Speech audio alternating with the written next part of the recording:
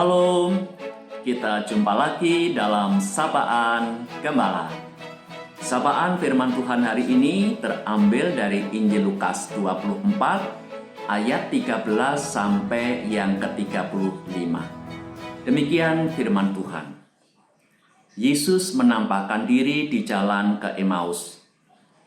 Pada hari itu juga dua orang dari murid-murid Yesus pergi ke sebuah kampung bernama Emmaus yang terletak kira-kira 7 mil jauhnya dari Yerusalem. Dan mereka bercakap-cakap tentang segala sesuatu yang telah terjadi.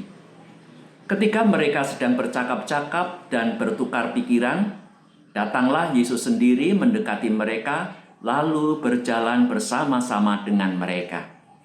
Tetapi ada sesuatu yang menghalangi mata mereka, sehingga mereka tidak dapat mengenal Dia.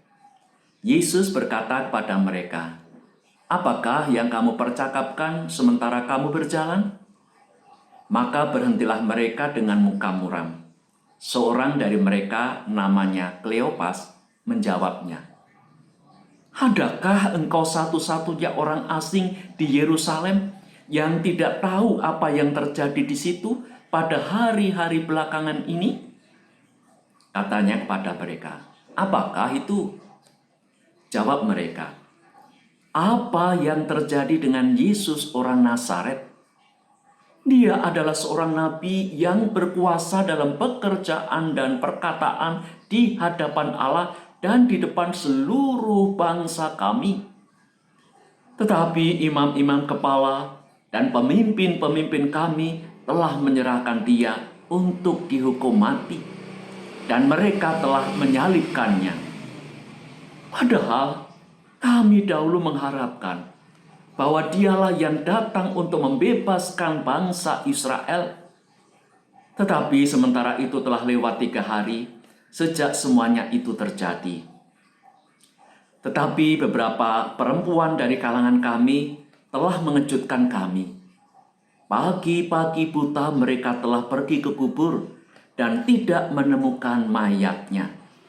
Lalu mereka datang dengan berita bahwa telah kelihatan kepada mereka malaikat-malaikat yang mengatakan bahwa Ia hidup. Dan beberapa teman kami telah pergi ke kubur itu dan mendapati bahwa memang benar yang dikatakan perempuan-perempuan itu, tetapi Dia tidak mereka lihat. Lalu Ia berkata kepada mereka, "Hai kamu orang bodoh, betapa lambannya hatimu, sehingga kamu tidak percaya segala sesuatu yang telah dikatakan para nabi. Bukankah Mesias harus menderita semuanya itu untuk masuk ke dalam kemuliaannya?"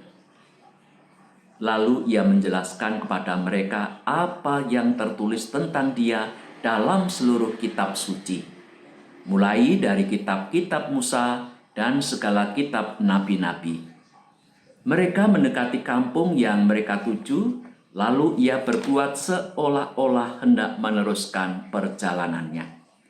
Tetapi mereka sangat mendesaknya, katanya, "Tinggallah bersama-sama dengan kami, sebab hari telah menjelang malam dan matahari hampir terbenam."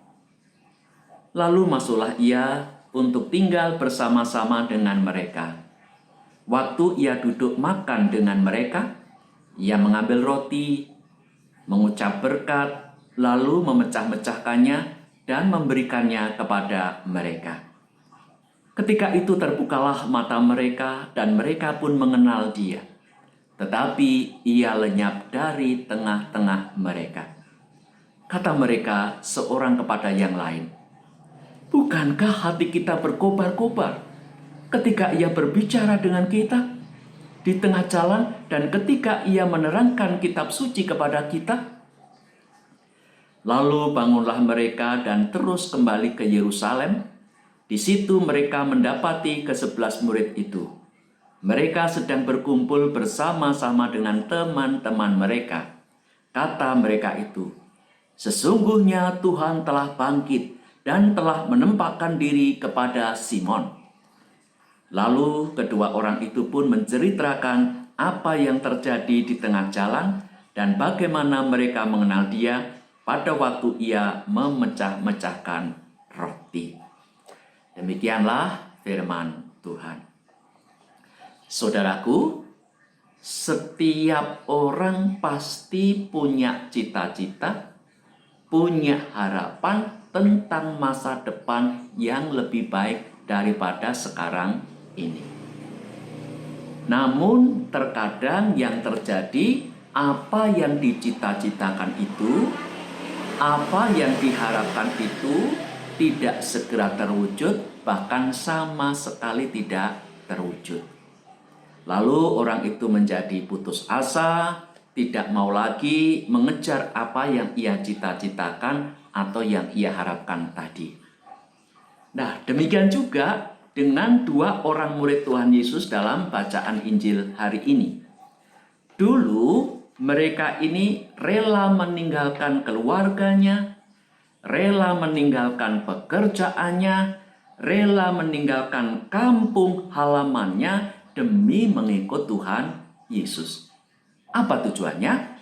Karena mereka berharap bersama dengan Yesus nanti akan mendapatkan banyak kesuksesan, akan banyak mendapatkan berkat.